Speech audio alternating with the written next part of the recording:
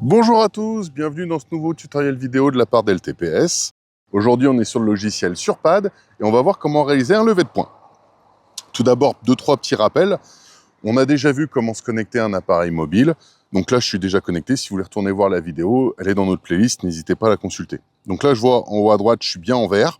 Ça veut bien dire que je suis connecté à quelque chose. Je suis sur une solution fixée, ça veut dire que je reçois bien une correction et que mes données sont suffisamment bonnes pour que je puisse prendre des points.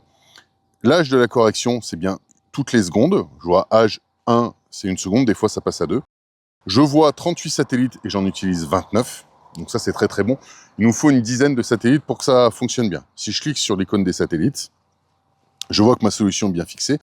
Pour information, le PEDOP, c'est un indice. Plus les petits, mieux c'est. On considère qu'en dessous de 2, c'est très bien. C'est un indice qui prend en compte la position des satellites dans le ciel. Et si je vais sur information sur la base, là, je vois que je suis à 3,8 km de la base, ce qui est très très bien. Pour info, plus la distance entre la base et le mobile est courte, mieux c'est. Donc là, comme je suis sur un abonnement réseau, je ne sais pas forcément où est ma base. C'est très très bien qu'elle soit 3,8. On considère en général qu'à moins de 30 km, quand on est en multi-constellation, et toutes les constellations de satellites, on peut travailler sans aucun souci. Ça peut varier énormément suivant les conditions atmosphériques. Donc là, 3,8 km, c'est très très bien. Si je veux être tranquille, je peux mettre en place une base sur mon chantier. Donc, je suis sur mon projet LTPS Surpad, je suis bien en CC47 et en RAV20. Je peux aller dans lever. Donc, dans lever, on a plusieurs choses à voir. Tout d'abord, ici, je vais zoomer, dézoomer. Vous voyez, je peux le faire avec les doigts. Vous voyez, là, j'ai mis Google Maps. C'est parce que j'ai appuyé sur le bouton ici. Je peux mettre en vue satellite ou pas du tout de vue. Donc là, j'ai mis Google Maps. Je peux changer.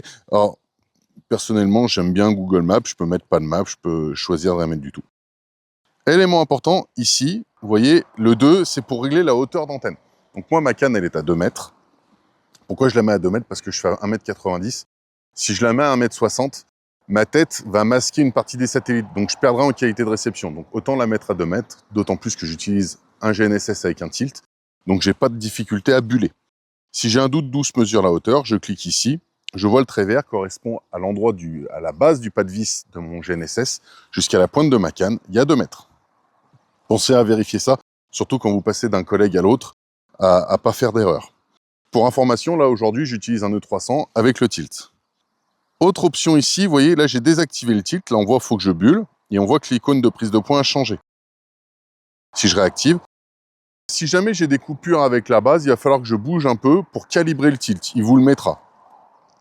Et si jamais je me déplace sur la carte, il suffit que je clique sur le bouton ici pour me recentrer.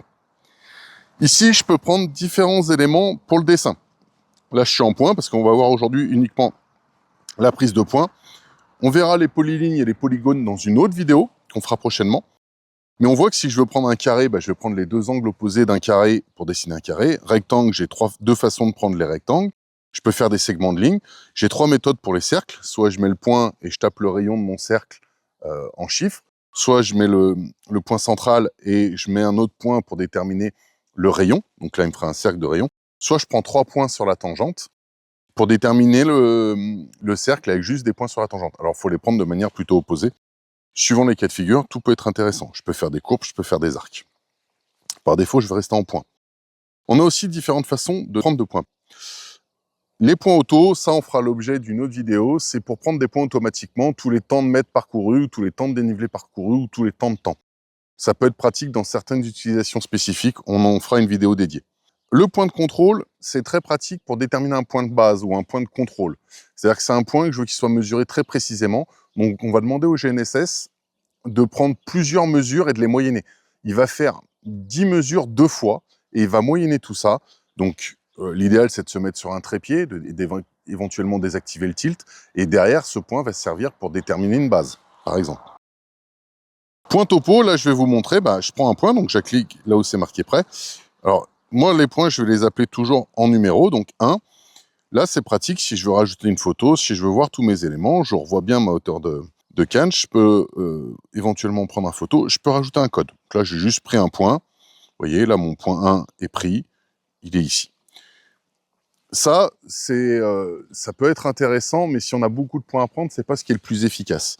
Ce que j'aime bien, moi, c'est le point rapide. Point rapide, le nom du point, je vais laisser sur 1, 2. Je vais laisser incrémenter en +1. Et par contre, je vais jouer avec les codes. Alors les codes, il y en a plusieurs de nature, ça englobe tout un tas de choses. Parfois, ça crée de la confusion. Les codes, ça peut être des chiffres. Je peux très bien mettre le code 101 pour dire je débute une ligne de bordure, 102, je la continue, 103, je la ferme. Ce qui fait que quand je vais remettre ces éléments-là dans un logiciel de dessin, type GStarCAD, type Covadis, type Mensura, il va me redessiner tout ça. Ou alors, je peux mettre des abréviations. Moi, par exemple, là, je vais utiliser l'abréviation TN. Il la garde en mémoire, donc je prends TN et je vais prendre des points. Donc TN, parce que je prends des points de terrain naturel. Alors, c'est assez personnel comme façon de nommer, mais l'avantage, c'est que je m'y retrouve, c'est facile à faire et je gagne énormément de temps. Si je donne ces éléments-là à un de mes collègues qui connaît mes abréviations, il va voir les points de TN, il va me dire « bon, bah ça, ok ». Il a mesuré des points pour pouvoir déterminer éventuellement une surface et avoir des éléments de terrain naturel. Admettons que je veux prendre une bordure, je vais dire BR. Et là, si je prends BR, bah, je vais prendre une bordure.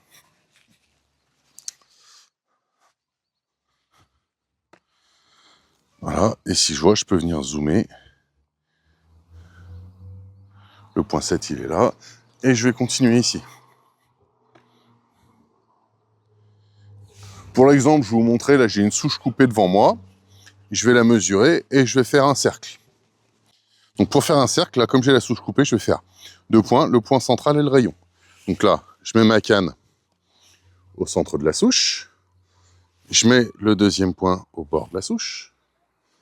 Et voilà, on voit que il me l'a pas pris. Si, il me l'a pris. Voilà, vous voyez, j'ai dessiné un cercle avec le point 9 et le point 10.